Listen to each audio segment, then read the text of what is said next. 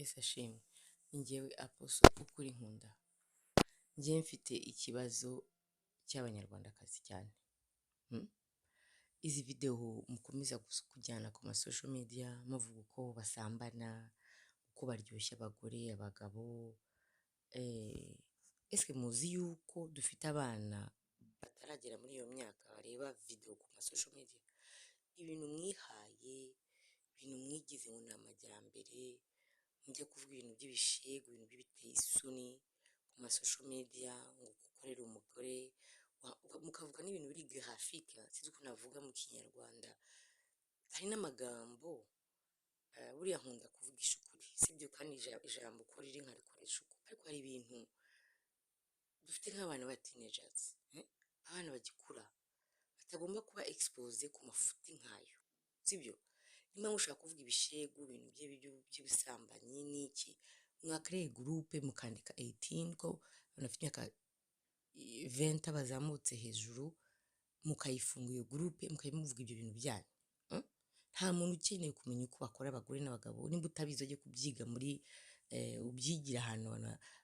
private. Buriya icyongereza kiri kuza ari cyinshi, ariko reka mbishyire mu kinyarwanda kuko n'abanyarwanda ndi kubwira cyane abo bagore mufite iyo myaka.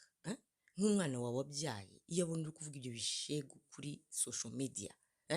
uri umudamu, uri umugore, wagombye kwereka inzira nzima umwana wawe, cyane cyane umukobwa n'umusore wabyaye.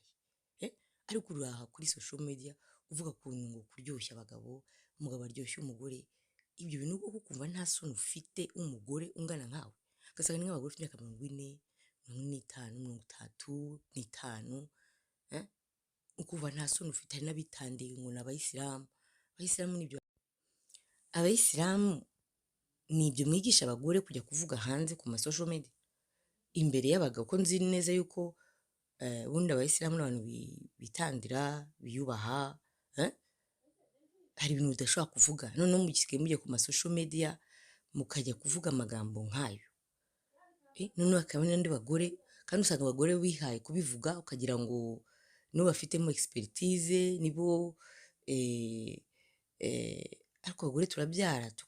tugahindero abana bacu, sibyo? Ntabwo twakuze ba mama bacu batwicaza ngo bakajya ku social media batubwira ibyo bintu biteye isoni, sibyo? Imbyita biteye isoni kuko mubivuga aho bitakagombye kuvugirwa. Ariko impamvu ushaka kugira amahugurwa yo kwigisha abagore cyangwa abagabo uko basatisfyinga each one another, mbese uko bashimishanya, mufate amahugurwa yihariye, amagrupe yihariye, imyaka runaka ariyo yinjiramo, ariko pana kwishyira ku social media. Umwana w'imyaka 15 abyumve, umwana uri gukura, umuhungu uri gukura mu bushyuhe, atangira ajye gusambana, yiga uko basambana hejuru y'umubyeyi ungana nkawe,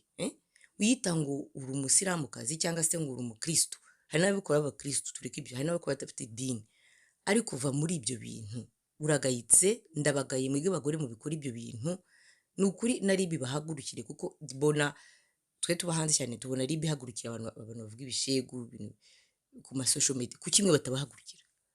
bakavanaho ibyo bintu muvuga by'amateshwa, by'imyanda, bitesha agaciro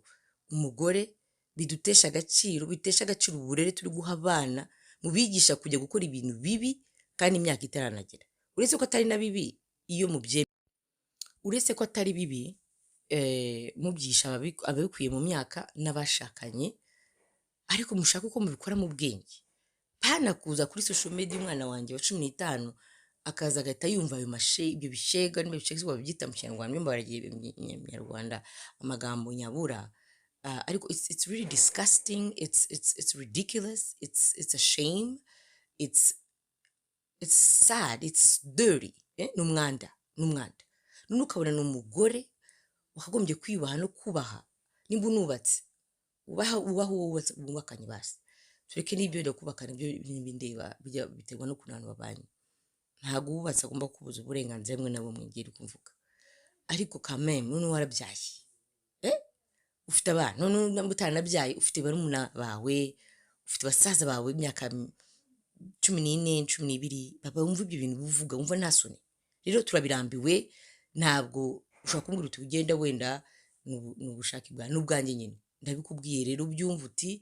ibintu biteye isoni nta nyigisho zirimo nta bwenge burimo kumenya uko umuntu asambanya undi ngira ngo nta cyigisho kirimo uretse ko kirimo ushobora kujya kubyigisha ababikeneye barahari ariko twubahe ubahe abana bawe ubahe urubyiruko ubahe ejo habo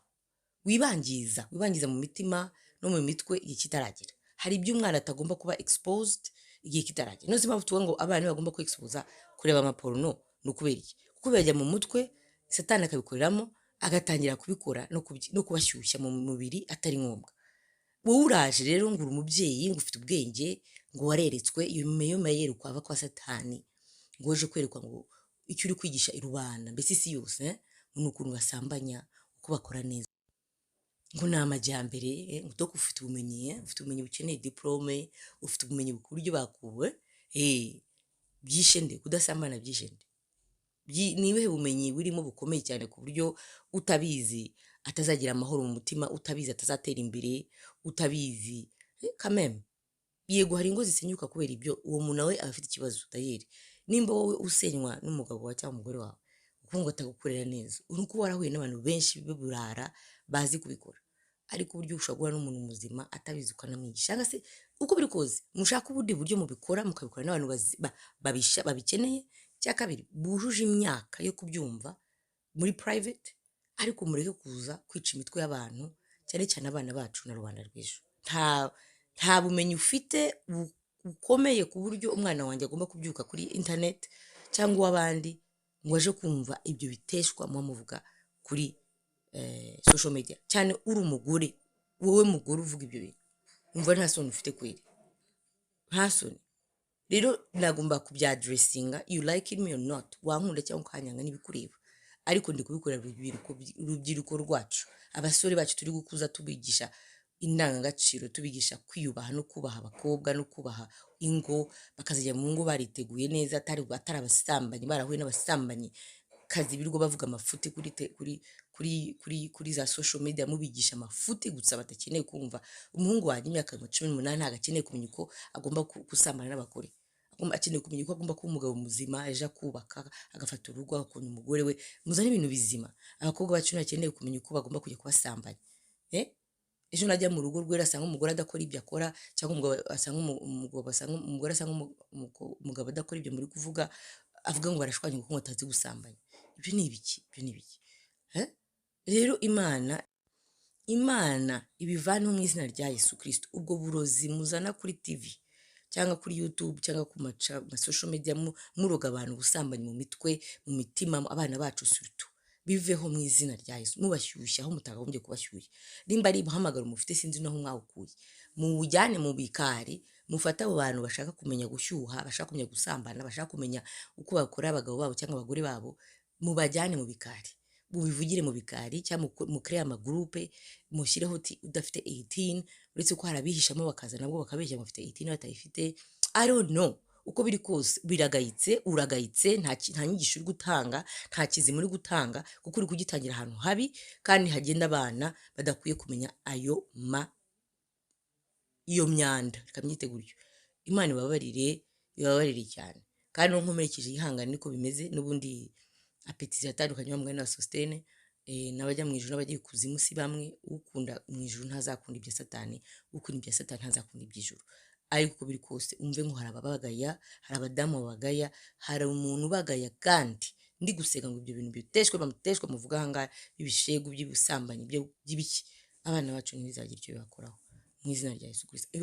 n'abana Imana izabarinde umwuka ufite ntuzabagereho mu izina rya Yesu Kristo ariko umenye ngo uragayitse we mubyeyi uza kwigisha ibishegu uri umubyeyi uri umumama uri umudamu ukuze ushobora kuba wigishaga ibindi wowe ugahitamo kwigisha ubusambanyi muri social media Imana itubabarire kandi Imana ibabarire yari apostle kuri ufite ikibazo mbaze